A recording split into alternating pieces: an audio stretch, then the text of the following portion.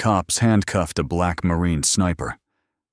Then a 4-star general entered the courtroom to apologize. You can dedicate your entire life to serving your country.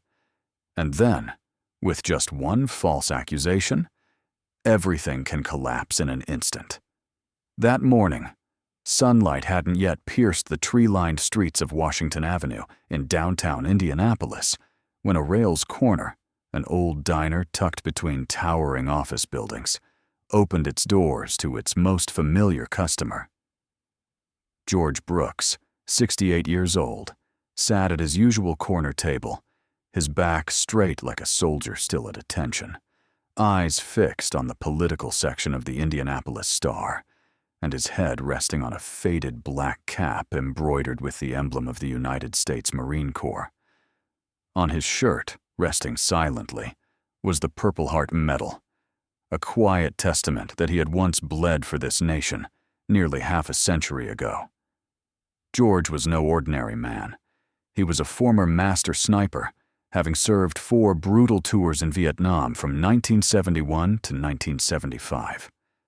After returning home, he spent 30 years teaching U.S. history at Marion Community College. Some of his students had gone on to become lawyers, others politicians. But now, all he had left was a newspaper, a cup of black coffee, and the aching memory of his late wife, Sarah, who had passed away from cancer 3 years prior. He lived alone, unburdened, yet filled with scars that time could never mend. Aurelie, the 43-year-old waitress of Salvadoran descent, her brown hair neatly tied and her gaze full of kindness, brought him coffee like she did every day. "Mr. George, it's too early for the news today. Just more stuff to give you a headache." She smiled softly, but there was real concern behind her words.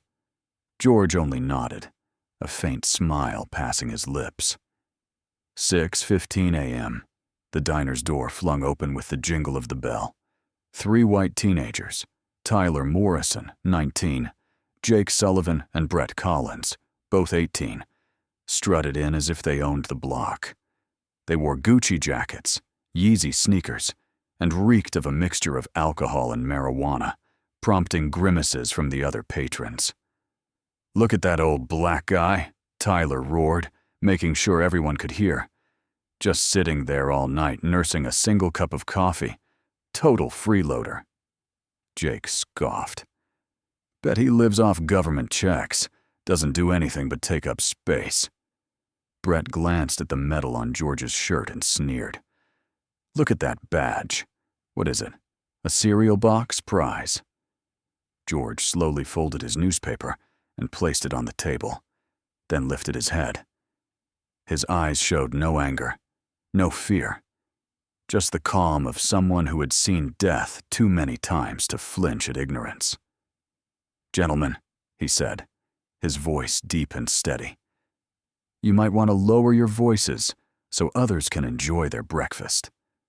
That simple, polite remark landed like an insult in Tyler's mind. The challenge didn't come from a fist.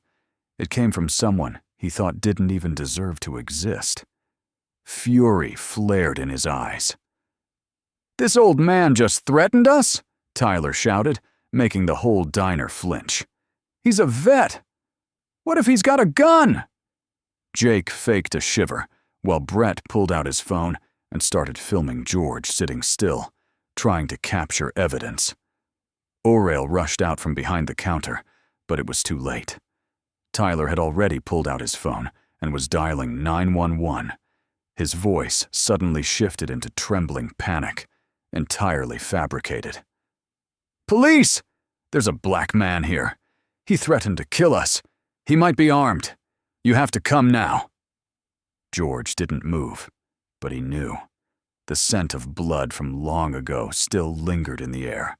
Only now, the battlefield was American soil. The enemy didn't carry guns. They carried the power of prejudice. And the most terrifying thing was, this time, he might not survive. If you felt something from this story so far, take a moment to hit subscribe so you don't miss the gripping, powerful narratives to come on Black Strength Stories. The sound of sirens blared across Washington Avenue at exactly 6:19 a.m. Less than 4 minutes after Tyler Morrison's paranoid call, 2 Marion County police cruisers screeched to a halt in front of Orioles Corner.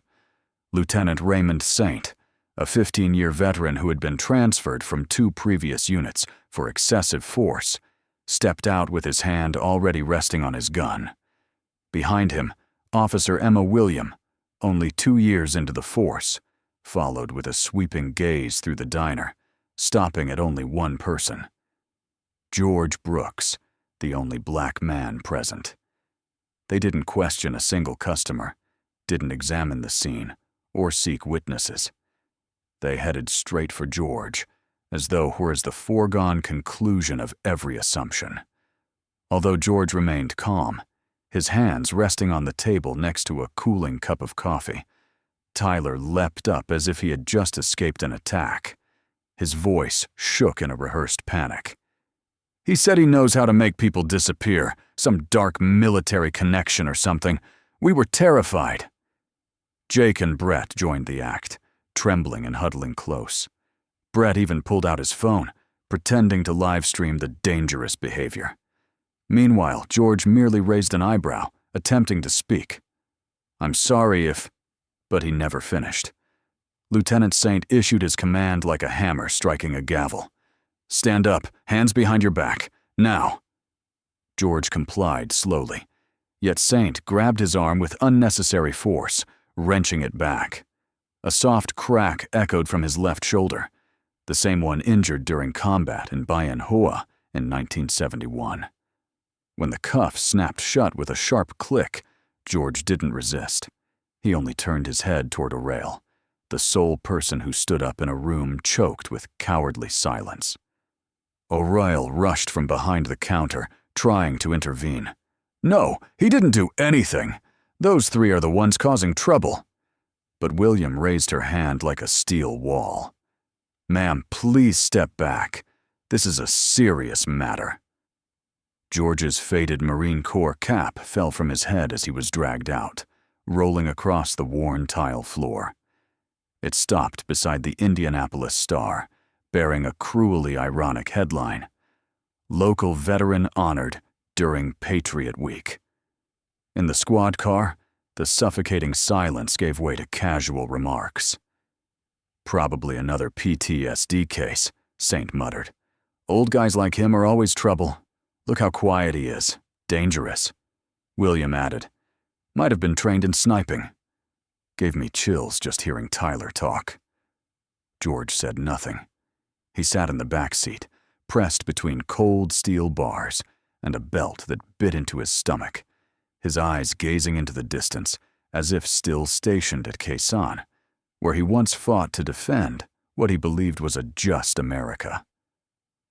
At the Marion County holding facility, George was treated no differently than an armed robber. He was forced to strip for a mugshot, fingerprinted, and handed over his belongings. An old leather wallet with exactly $43, a house key ring, and a faded photograph of himself, his late wife Sarah, and their daughter Michelle on her 10th birthday. It took the justice system only 2 hours to reach a decision. George Brooks would be charged with 2 counts: second-degree terroristic threats and public disturbance. Bail was set at $50,000, a figure that might equal a year's worth of Starbucks coffee for the wealthy. But for George, who lived on a veteran's pension and social aid, it meant his entire home. Less than 6 hours later, Channel 8 aired its evening broadcast with a bold headline running across the screen: "Black veteran threatens white students over breakfast. Community concerned about veteran violence." The screen displayed George in an orange prison uniform, his unwavering gaze framed by a fear that had been manufactured and a truth that had been buried. In Cell 7B, George Brooks lay on a thin mattress atop a cold concrete slab. The room was less than 6 square meters, shared with 2 other inmates, one in for petty theft, the other for violating probation. Every time George turned, pain shot through his left shoulder, a lingering injury from 1971. The thin cloth blanket barely kept him warm as the jail temperature dipped to 59 degrees Fahrenheit at night. He had nothing left but memories of combat, of the classrooms at Marion Community College, where he had taught U.S. history for 30 years.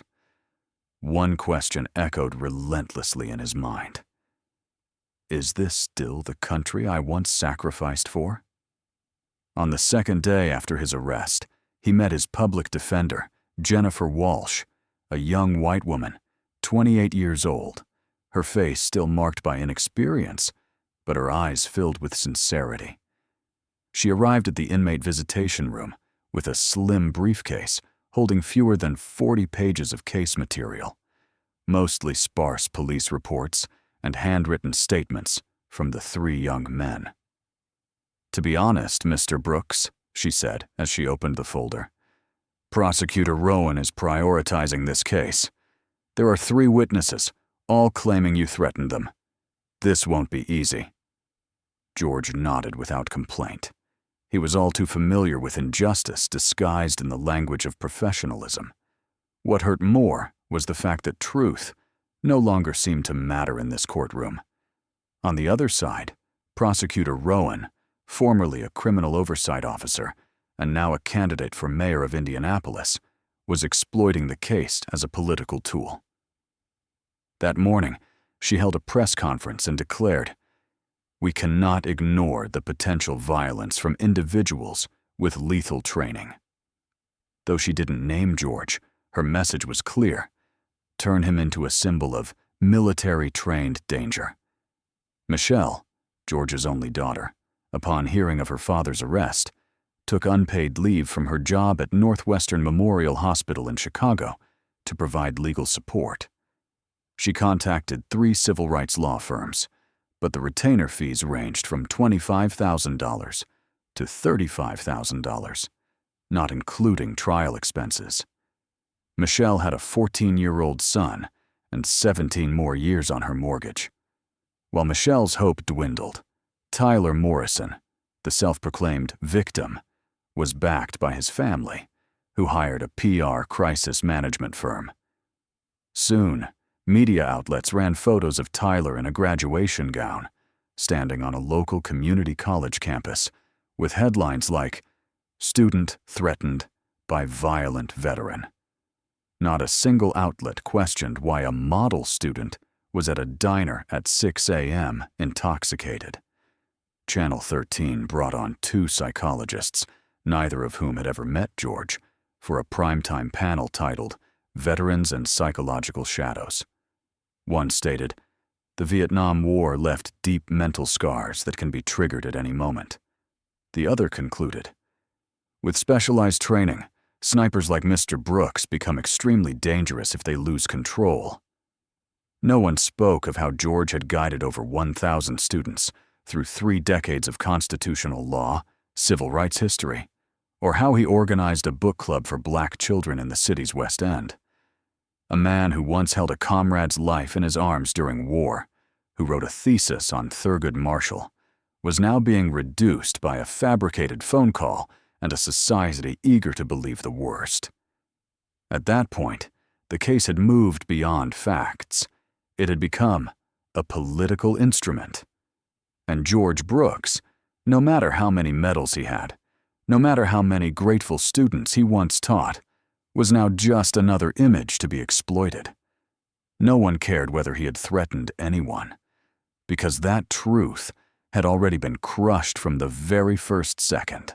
The trial of George Brooks was held at the Marion County Courthouse on Friday at 8:30 a.m., a time carefully chosen to avoid attracting free press and civil rights groups that might rally public attention. The courtroom was cold, its fluorescent lights casting stark shadows over the deep lines on George's face. A 68-year-old man, his hair completely white, but his posture still upright, like a soldier in formation. The jury was selected after 3 days of screening. 10 white jurors, 1 Hispanic, and 1 black, each from Greenfield, Noblesville, and Carmel, peaceful suburbs where the population of people of color was below 7%. None of them had relatives who served in the military. None had lived in a community with a significant veteran presence. It was a jury assembled not to understand George, but to avoid understanding him altogether. The witnesses called in support of George, including Orail Jennings, the diner owner, and Carlos Mendoza, the cook, encountered obstacles even before stepping into the courtroom. Carlos received an anonymous phone call claiming there were irregularities in his immigration file. Orail was subjected to 3 tax audits in 2 weeks. Both immigrants began to fear they'd be the next targets if they dared speak in George's defense. As the trial began, Prosecutor Rowan skillfully excluded all of George's military records from the case file, arguing that past accomplishments are irrelevant to current actions. Commendation letters from senators, campaign medals, sniper logs, they were all ruled inadmissible. "We're not judging a soldier," Rowan declared coldly. "We're judging someone who threatened the lives of citizens." Attorney Jennifer Walsh was allowed to call only 2 witnesses, Orail and a history professor who had worked with George in a community constitution education program. During the hearing, Orail, despite doing her best to defend George, was hit with a personal attack by Rowan. "You're an immigrant from Nigeria, correct? And may I ask where your permanent residency papers are?" A subtle deflection that instantly cast doubt on her testimony.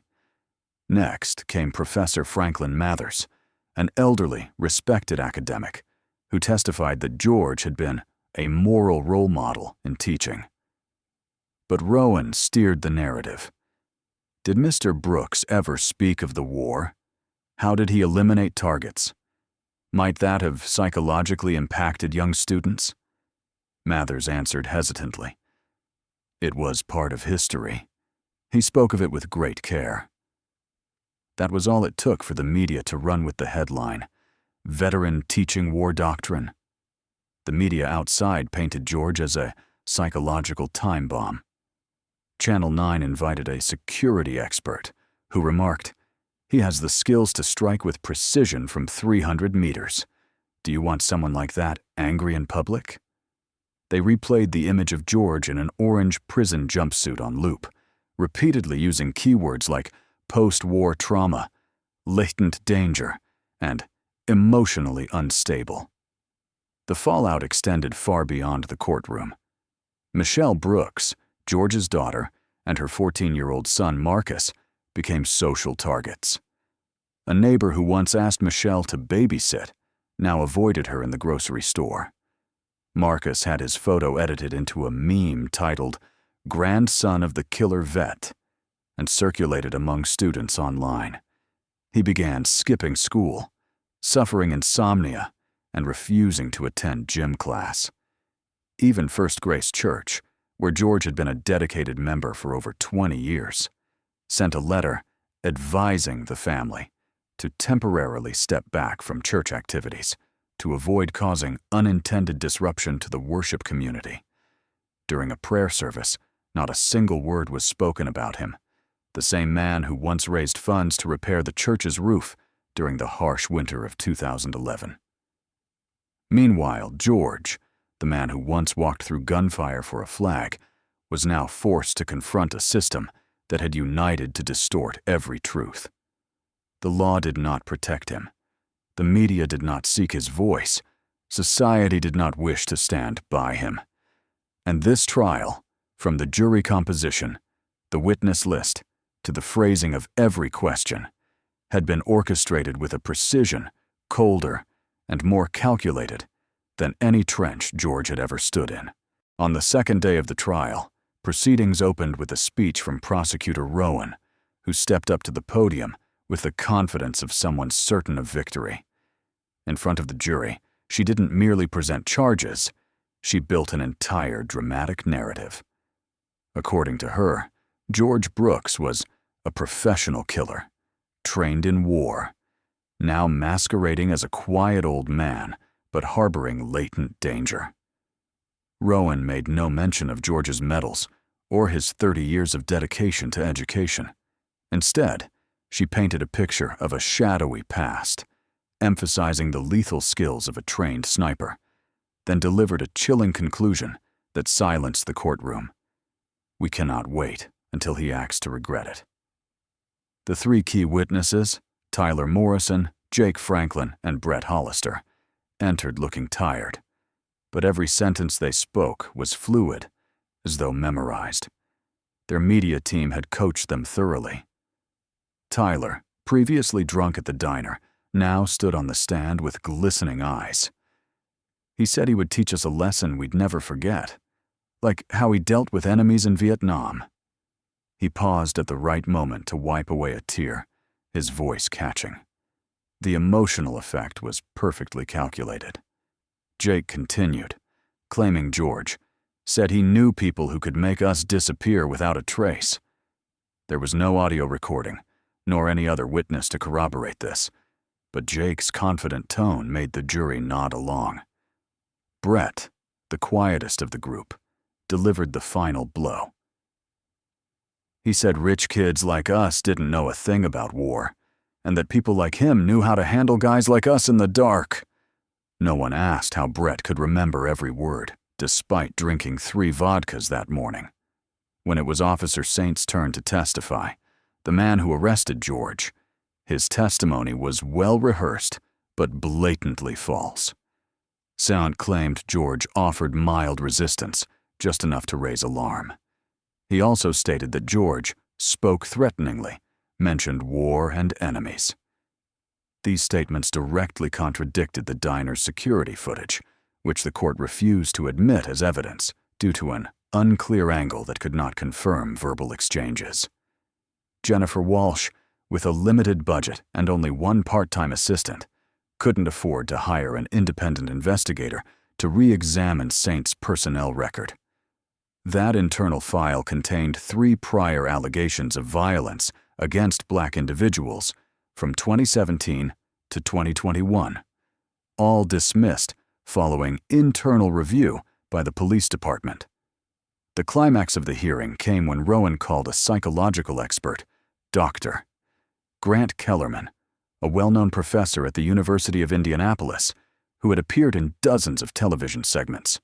He had never met George, never interviewed him, yet confidently stated, "Based on the military file and the defendant's behavior, I believe Mr. Brooks may suffer from chronic PTSD. When triggered, individuals like this are prone to combat reflexes." The jury, unfamiliar with clinical terminology, sat still, seemingly absorbing every word. And then the judge, during the legal instruction phase, added a haunting note.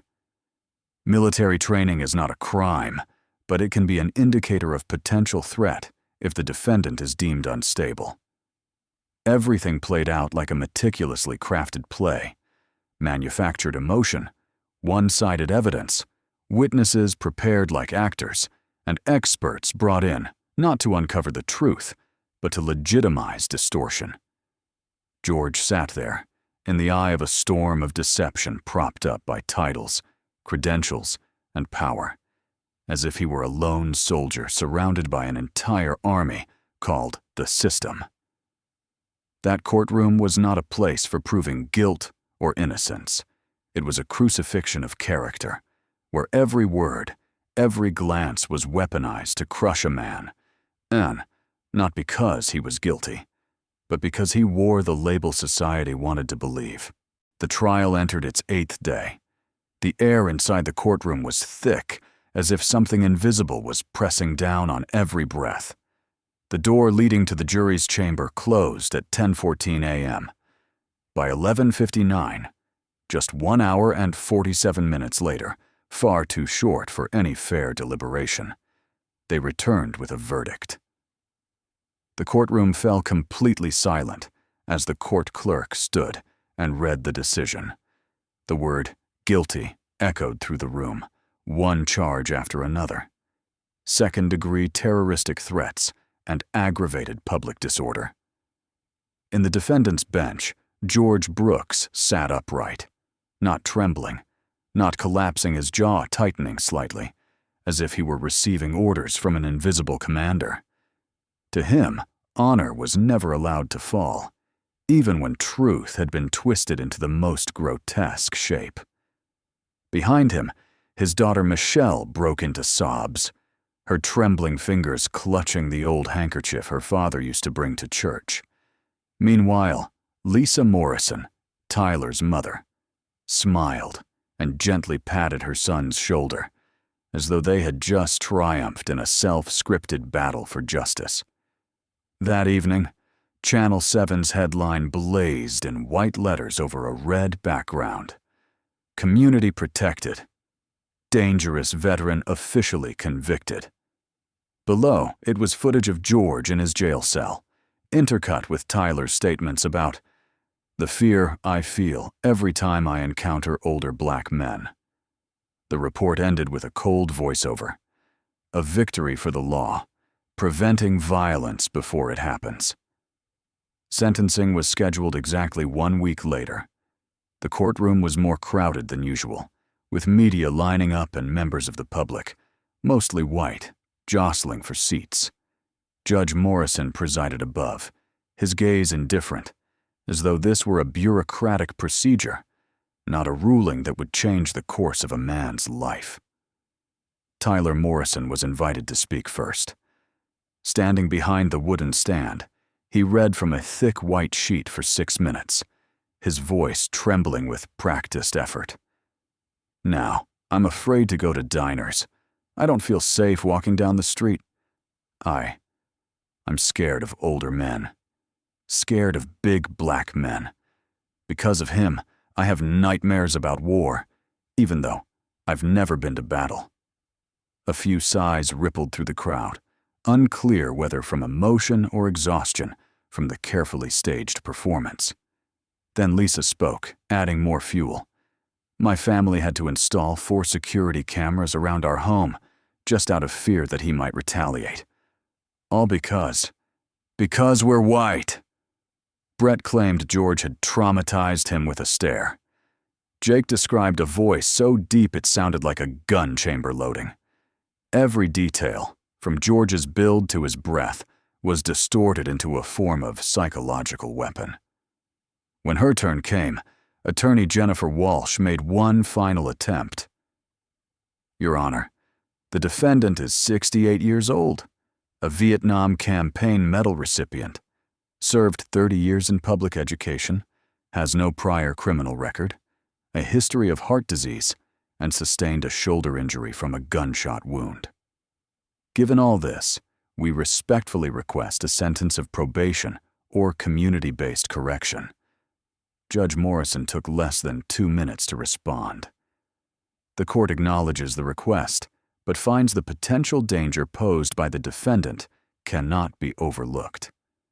For using the aura of warfare to intimidate and instill fear in the younger community, the court sentences 5 years imprisonment, no parole, no mitigation. The room fell silent. Michelle buried her head in her hands. Marcus, George's grandson, clutched the strap of his backpack, eyes reddening. George simply rose in silence, stared directly at the judge, and turned away, not bowing his head, not trembling. A soldier who had once walked through hell, now judged by the very country he had fought to defend, as if he were the enemy. Just 3 days after the verdict was handed down, George Brooks was transferred to Pendleton Correctional Facility, one of the highest security prisons in the state of Indiana. The steel gate clanged shut behind him like the final thud of a justice system betraying its ideals. From the very first step inside, George was no longer a man of honor, history, or sacrifice. He became inmate number 74,986, a cold string of digits stamped on a nameplate, a case file, and every personal belonging. The wedding ring he had worn for 43 years, the only item he requested to keep, was confiscated. The oversized orange prison uniform hung off his frame like a ghost lost in time. His cell was 2.3 square meters, with a rusted iron bed and a toilet with no partition. Cold and bare, like the rainy nights he had endured in the jungles of war. The only thing that remained was the discipline of an old soldier. George still woke at 5:30 a.m., folded his blanket with military precision, and exercised quietly in a corner of the prison yard. At first, his cellmate, Marcus Keene, 24 years old, serving time for armed robbery, saw him as an easy target. "Old man wants the bottom bunk?" Marcus scoffed, but George didn't respond. He simply looked him in the eye and said, "I've been through 4 Vietnam campaigns. I have nothing to prove to you." Marcus froze. The story spread like a lightning bolt across the cell blocks. 2 days later, the entire prison had a new name for George. The Lion, the old soldier who had killed 43 enemy troops to save 37 comrades in a 1971 ambush. Inmates began quietly offering their seats in the mess hall. No one touched their bread. The respect didn't come from fear, but from something even the darkest place couldn't extinguish: legend. George didn't let time go to waste. Every morning he used chalk to write on a board in the common room.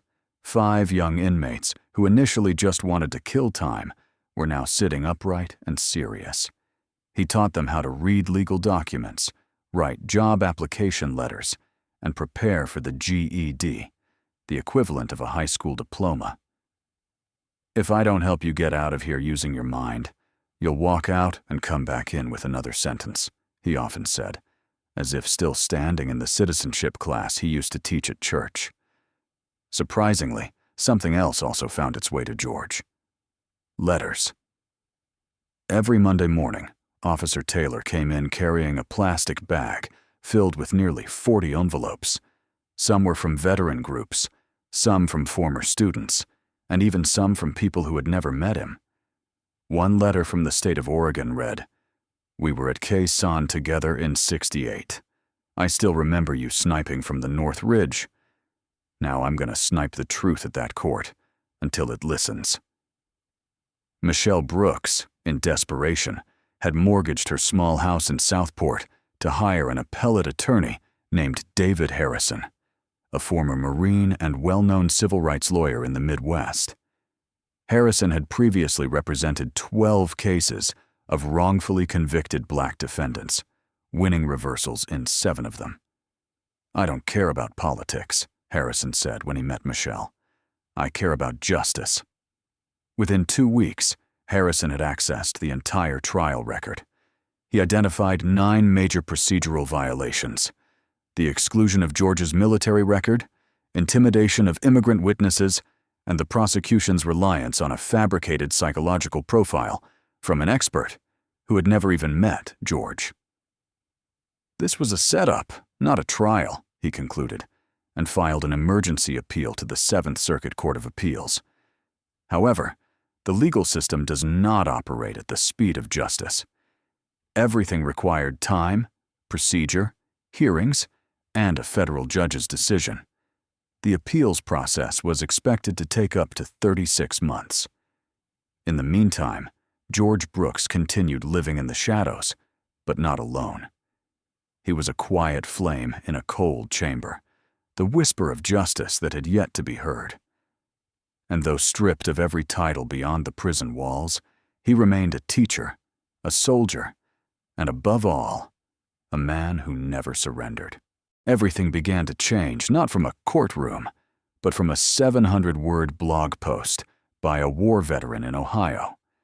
That old soldier had once fought alongside George Brooks during a campaign in Cambodia, and upon learning that his former comrade was now imprisoned because of the accusations of 3 young men who had never smelled gunpowder, he wrote, "If George is a criminal, then American justice itself deserves to be put on trial."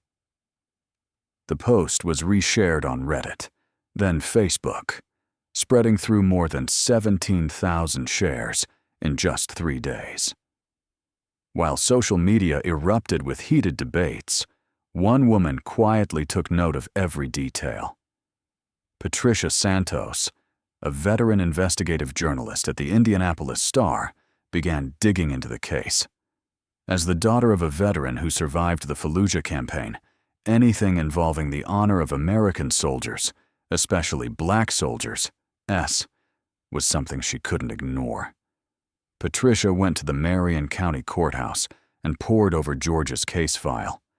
She began comparing the testimonies of the three victims, Tyler, Jake, and Brett, against legal data and school records. Within just 2 weeks of retracing the connections, she uncovered a blatant network of privilege hiding beneath a veneer of civility. Tyler Morrison had been arrested in 2019 for possession of stimulants and underage drinking, but the case was sealed within 48 hours. His father was the chief inspector of the State Department of Education. Jake Reinhardt, son of a major donor to Purdue University, had been suspended for cheating on his final exams, only to be reinstated after a generous library development contribution. Brett Collins had once been prosecuted for assaulting an ex-girlfriend, but the incident was internally resolved as part of a behavioral rehabilitation program, leaving no public record. Patricia wrote a 5-part investigative series titled 3 Privileged Young Men, One Forgotten Hero. The series sparked public outrage. National media outlets like CNN, MSNBC, and The Atlantic picked up the story. On Twitter, the hashtag number Justice for George Brooks climbed into the national top 5 trending topics. At the same time, organizations like the NOCP, Veterans Legal Defense Fund, and Black Law Alliance jointly filed a petition to the 7th Circuit Federal Court, declaring George Brooks's case a textbook example of civil rights violations, racial bias in the justice system, and institutional deceit.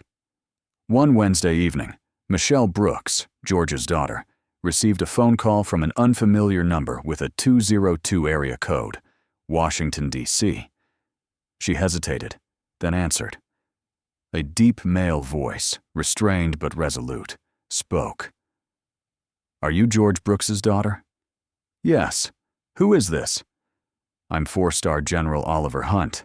Your father saved my life and that of 37 other soldiers during an ambush in the Cambodian jungle in 1974.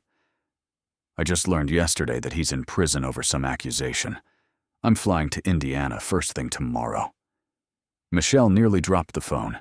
Her father had once mentioned a young lieutenant badly wounded in a fierce battle, but he had never spoken his name. The next morning, General Oliver Hunt, in full dress uniform with the Silver Star and Indochina Campaign Medal on his chest, walked into the Indianapolis Star newsroom carrying a brown leather briefcase. Inside was a classified report, sealed for 49 years. It was a Medal of Honor nomination for George Brooks, never awarded due to racial discrimination within the military system of the 1970s. "We made him wait nearly half a century, but I won't let him wait another day to be vindicated." 6:47 a.m. The courtyard of Marion County Courthouse trembled under the rotor wash of a UH-60 Black Hawk military helicopter as it landed. News spread instantly across the area. A general is arriving. 3 minutes later, the helicopter door swung open. First to emerge was 4-star General Oliver Hunt, 71 years old, in a sharply pressed, metal-laden uniform, radiating determination. In his hand was a black briefcase, marked Top Secret, Department of Defense. Accompanying him were Colonel Patricia Davis, a senior Pentagon advisor, and Professor James Rodriguez, a renowned military historian who had authored over a dozen works on forgotten battles in Indochina. The three of them, without prior notice, without alerting the press, without a spokesperson, walked straight into the courthouse with a clear mission: to resurrect a truth buried for nearly half a century. The media swarmed outside the courthouse like a hive unleashed. Major outlets like ABC, CBS, CNN and FOX News broadcast the unprecedented scene in Indiana legal history, a general delivering classified documents to exonerate a wrongly convicted soldier. Oliver Hunt took the podium in the courthouse's main hall. His voice was steady and firm. George Brooks is not a threat. He is a forgotten hero of the United States military. When the judge requested evidence, Oliver opened the briefcase and removed a 312-page file stamped HSD 1973 classified. It was the operational dossier of Shadow Lance, a top-secret 1973 mission on the Cambodian border. Inside were troop deployment orders, tactical reports, battlefield maps, and, most notably, a citation detailing Officer George Brooks, through strategic-level sniper capability, eliminated 43 enemy combatants, saving the entire patrol unit of 38 U.S. soldiers, including myself. Oliver paused, then looked up. I'm here because he saved my life, back when I was just a young lieutenant who didn't even know how to properly grip a rifle. The courtroom fell silent as he read from a handwritten note in the file. The Medal of Honor nomination was indefinitely postponed due to internal considerations. Publicly honoring a black soldier could cause division within the ranks. Within 2 hours, Marion County Court convened an emergency hearing, joined by a representative from the Department of Justice. The session was broadcast live on national television. Twitter and YouTube exploded with hashtags like "Tsandorja Justice for George Brooks," "Don't honor our black heroes," and "Toss veterans deserve better." Within just 8 hours, they had amassed over 3.4 million mentions across platforms. That same day, the FBI reopened the case and reinterrogated the 3 young men who had accused George. Under pressure and facing perjury charges, all 3 confessed that their testimonies were fabricated. Tyler lowered his head before the recording device. We didn't think anyone would believe an old black man. We just wanted him out of the diner. Everything else was made up. A press conference was held immediately afterward. Prosecutor Rowan, who had once declared that military achievements can't be used to intimidate civil society, now faced a storm of public backlash. Within 6 hours, her campaign was officially withdrawn by the state Democratic Party's Central Committee. The campaign press secretary issued a single statement. "We do not defend lies. Lies, no matter who speaks them, or from what podium." The event quickly transcended the scope of a single case. In editorial segments, major networks began referring to George Brooks as a living symbol of 2 wars, one fought on the battlefield, the other in the courtroom. A man who had once saved dozens from the line of fire had nearly been destroyed by privileged lies. And as applause thundered through the courtroom when the judge announced that the sentence would be suspended pending a retrial, George, dressed in his silver-gray prison uniform, stood upright, didn't smile, and simply nodded at the general who had kept his oath after 50 years.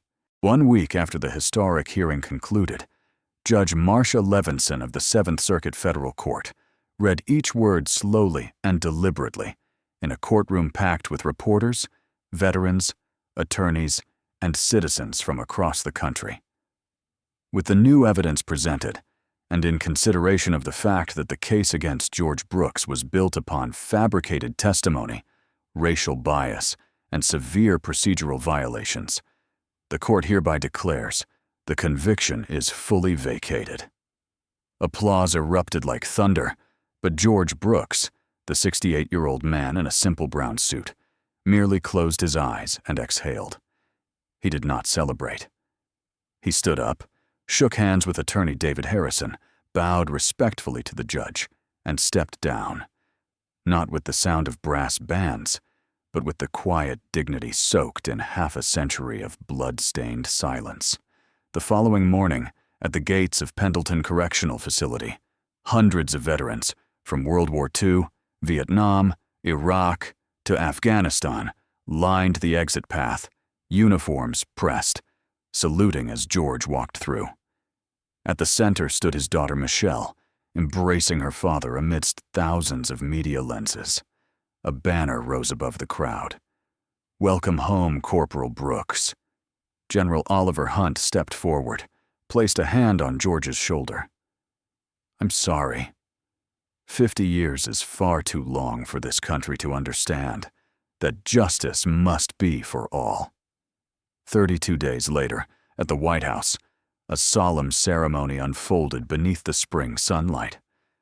The President of the United States, for the first time in 22 years, awarded the Medal of Honor to a soldier once denied recognition because of his skin color.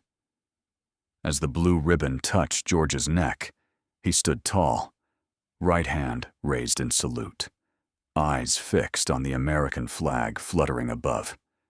The ceremony was broadcast nationwide, with over 12.4 million viewers tuning in. In his speech, George looked directly at Congress and said, "I am not the exception. I am the product of a system that once believed honor had a color, and it was white. If I can stand here today, then every other soldier of color deserves to be heard, not after they die." The room fell silent. Tears were shed not from emotion, but from shame. 2 months later, Congress passed the Veterans Justice Act with near unanimous support, a law mandating statewide and federal judicial systems to undergo training on racial bias, veteran affairs case handling, and testimony monitoring in cases involving minorities who served in the military. An independent committee was established to review over 4,700 cases with similar patterns. Officers Saint and William, who once unjustly handcuffed Georg, were fired and prosecuted for abuse of power, perjury, and racial discrimination. During the hearing, they bowed their heads without uttering a single word of defense. The 3 young men, Tyler, Jake, and Brett, were sentenced to 2 years of supervised release, along with civil compensation to George Brooks and his family. Their families, once proud in their privilege, were forced to sell homes and liquidate assets to pay over $2.8 million as ruled by the civil court. George did not sue further. Instead, he used the over $3.4 million in donations sent from across America to establish the George Brooks Foundation, which provides legal support to wrongly convicted Black veterans, law school scholarships for minority students, and a police training program called Understand to Protect. His story became a 90-minute documentary titled The Sniper and the Lie, released on Netflix and nominated for an Emmy. At O'Reilly's Corner, the small diner where everything began, a wooden plaque was permanently installed at table number 4. In honor of George Brooks, American hero, a man who never bowed to injustice. And in every chime echoing from veteran memorials across the United States, the name George Brooks was no longer just a number in the system. He became living proof that truth can be buried, but never destroyed. George Brooks's story is not just the tragedy of one man, but a vivid testament to a system that once turned a blind eye to truth, deafened itself to justice, and abandoned those who gave everything for their country. Can a medal and an apology make up for years behind bars, for buried honor, and for the lifetime of silence endured by thousands of other Black veterans? Or do we need more awakened awareness from society, accountability from leadership, and a justice system that listens to voices long pushed to the margins? George Brooks was given back his freedom, but how many others remain imprisoned by prejudice? Let that question not just spark debate, but fuel change. You've just watched Black Strength Stories, where we honor those once overlooked, underestimated, but who made the whole world go silent with the power of truth. Don't forget to like and subscribe so you don't miss the next story of strength, justice, and resilience.